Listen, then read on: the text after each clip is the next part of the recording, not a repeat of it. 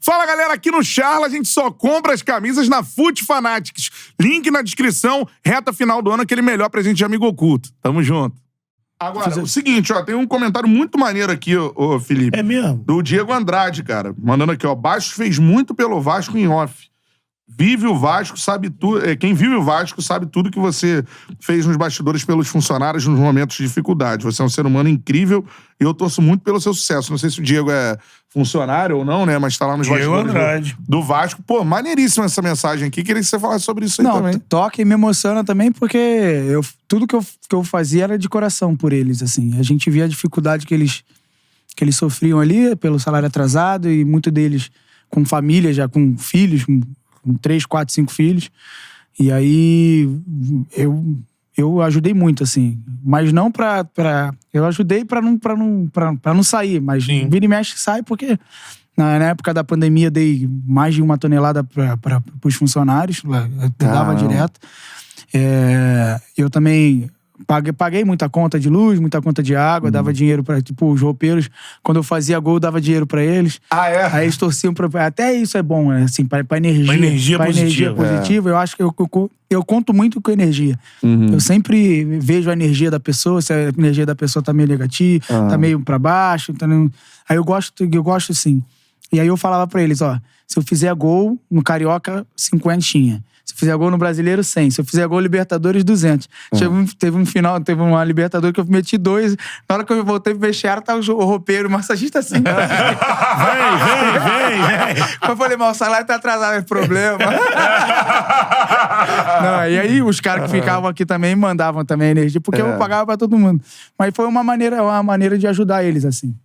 E hoje, eu acho que quem mais faz pelo futebol são essas pessoas que ninguém vê. Por trás são do os invisíveis, né?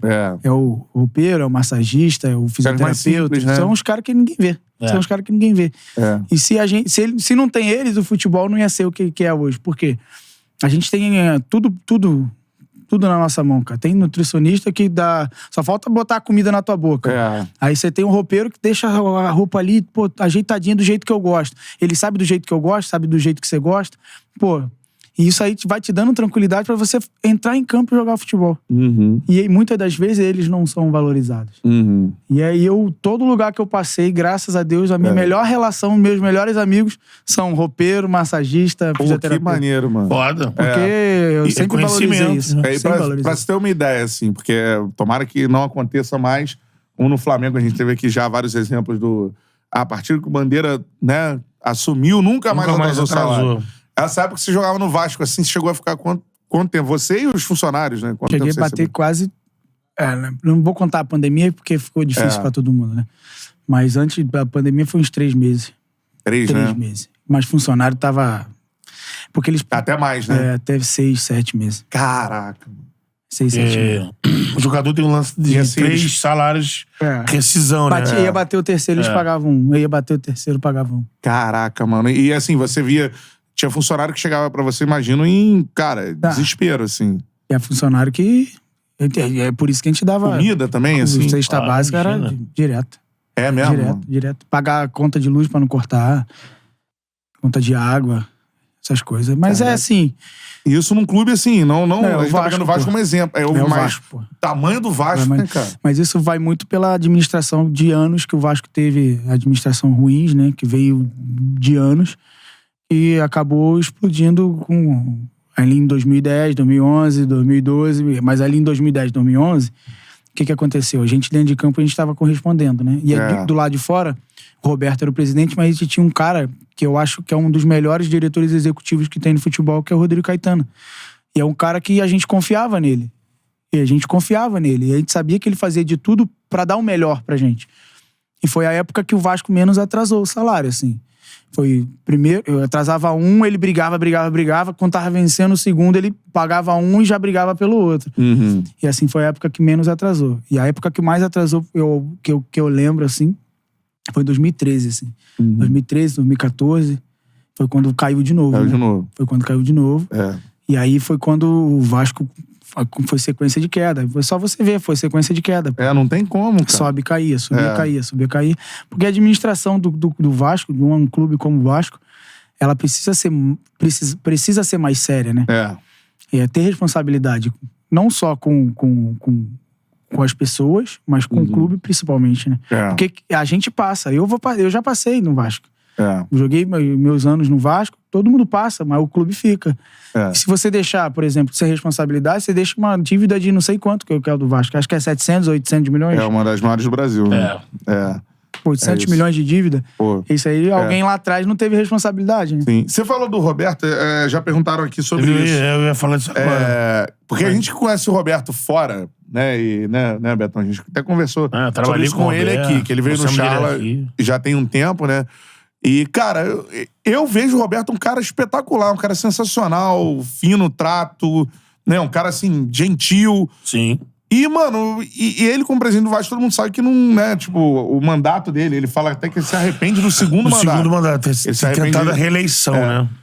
Vocês viam isso, que ele era um cara muito legal, mas que talvez a galera botou ele ali mais como uma figura pra ganhar uma eleição.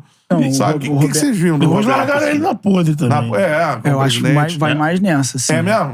Porque ele foi meio que abandonado. No segundo mandato, eu tenho muito pra falar do Roberto, porque foi um cara que como jogador do Vasco, eu não vi, mas a gente sabe a história dele. É o maior ídolo da história do clube. É o maior ídolo da né? história do clube.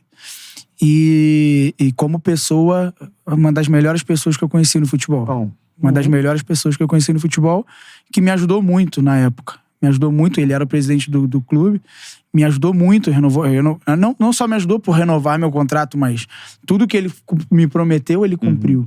Então, e eu acho que também no segundo mandato dele, ele foi meio que abandonaram ele, deixaram ele... Ninguém faz nada sozinho. Ninguém faz nada sozinho. Nem o tenista que entra na quadra sozinho, ele sai, ele não faz nada sozinho. Ele não faz nada sozinho, ele só entra na quadra pra jogar. Sozinho, beleza. Ele sai, ele tem um fisioterapeuta, ele tem um médico, ele tem um preparador físico, ele tem... Ninguém faz nada sozinho. E deixaram o Roberto sozinho. Eu achei... E deixaram ele sozinho. E eu acho que... E aí... A gente vive muito dentro de campo. E se a gente não ter um estudo e saber administrar e essas coisas, se a gente tá sozinho e não saber fazer as coisas, eu acho que não ter pessoas também capacitadas e pessoas que você confia também, acaba acontecendo que em 2013 e 2014 aconteceu. O Vasco caiu, teve aquela confusão lá no Atlético Paranaense. Eu não tava, já tava na ponte, até saio do Vasco. Eu tava na ponte, mas, assim... foi na época que começou a atrasar muito, né? E isso acaba acarretando em isso aí mesmo, não queda. E não tem jeito. Não tem jeito. Eu acho que abandonaram eles. Sim. Abandonaram.